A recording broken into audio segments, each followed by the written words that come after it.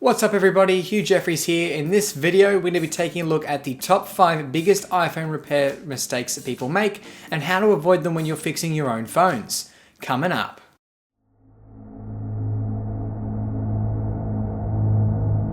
Coming in at number 5 is poor screw organization. It's vital to make sure that you organize the screws when disassembling an iPhone, so when it comes to reassembly, not only is it a lot easier because you know where all the screws go, but you can't cause any damage to the device by putting the wrong screw into the wrong hole. This is a common issue seen on screen replacements where someone puts the longest screw of the metal plate into one of the smaller screw holes and ends up screwing that screw through the logic board of the phone. Then certain things won't work on the phone, your phone might not even boot up, it can cause major issues, and it's something you definitely want to avoid. So the easiest way to sort out parts in the way that I do it is I lay the part out on the desk and then I put the matching screws to that part or component next to it. So when time comes to reassemble the item, I know exactly where the screw came from. Coming in at number 4 is the use of cheap or generic parts.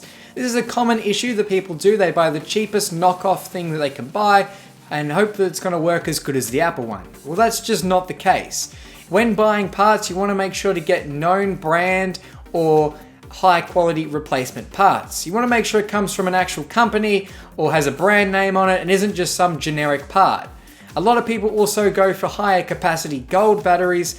I see that a lot in phones, especially on eBay, and those batteries are fakes. They're literally just a sticker over a normal battery, and if you check out the milliamp hours in an application like Coconut Battery, it will report just like a normal iPhone battery.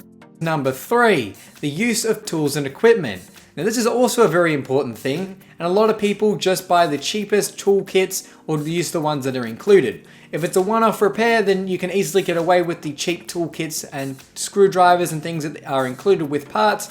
I used to use those all the time, but then after upgrading to an actual toolkit, you wouldn't believe the difference it makes having proper tools. They're the correct size, they're quality, they don't strip screws as easily, and it's just a lot nicer experience.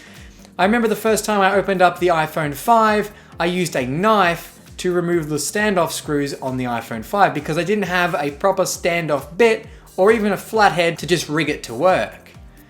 Now that's something that's very important, and if you are doing a lot of iPhone repairs or a lot of electronic repairs, definitely invest in a toolkit.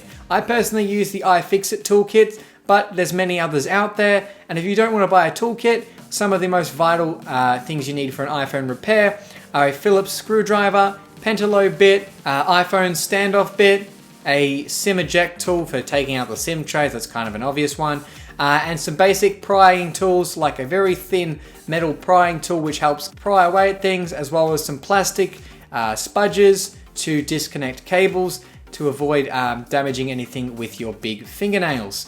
Coming in at number 2 is the incorrect removal of the battery adhesive strips.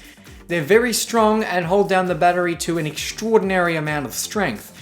They are total overkill, and it's Apple's way of stopping you from replacing your own battery. If you are doing a battery replacement, make sure to remove the dock connector if you have an iPhone 5S or SE, and if you have an iPhone 6 or later, just remove the Taptic engine. That should give you enough clearance to be able to pull the battery adhesive tabs sort of level enough and that they won't get caught on anything, as well as aren't on too much of an angle, which causes too much strain on the tab itself and it will result in the tab breaking. If you break the tab, it's a lot of prying and heating to try and get that battery out, so you want to try best you can not to break those adhesive strips. So when you're doing that, be very careful and gentle with those tabs as they are very easy to break. And anyone who's repaired an iPhone has probably had a similar experience of those tabs breaking and knows what it's like to try and pry out a battery. And coming in at number 1 for the biggest iPhone repair mistake is not disconnecting the battery. You probably saw this one coming from me because I go on about it in all of my videos. It is crucial to disconnect that battery before proceeding to remove the LCD or work on any other part of the iPhone.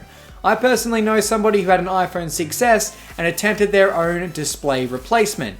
They didn't remove the battery or disconnect it, and when they went to plug in the new screen, because those connectors were live, it shorted out and actually sparked and fried the backlight to the iPhone. Basically what that means is while the phone will still power on, you just can't see anything on the screen because the actual light or the brightness is completely gone. It's completely fried, all because the battery wasn't disconnected. While the backlight can be repaired by someone who can do a board level repair, it's extremely costly, time consuming, and you have to find somebody who can actually do the repair for you. So just avoid this whole problem by disconnecting the battery. So that's it, the top 5 biggest iPhone repair mistakes that people make, and some of them myself have made over the years when repairing iPhones. I hope you guys found this video useful and giving you some tips and tricks as well as things not to do when repairing your iPhone. And on that note, this has been a Hugh Jeffries video. If you like what you saw, hit that subscribe button and consider checking out my social media as I post plenty of pictures of iPhones and iPhone repairs, as well as do plenty of behind the scenes stuff on my Instagram story. And so I always keep you updated over there. Also, make sure to check out the iPhone playlist for more videos just like this one.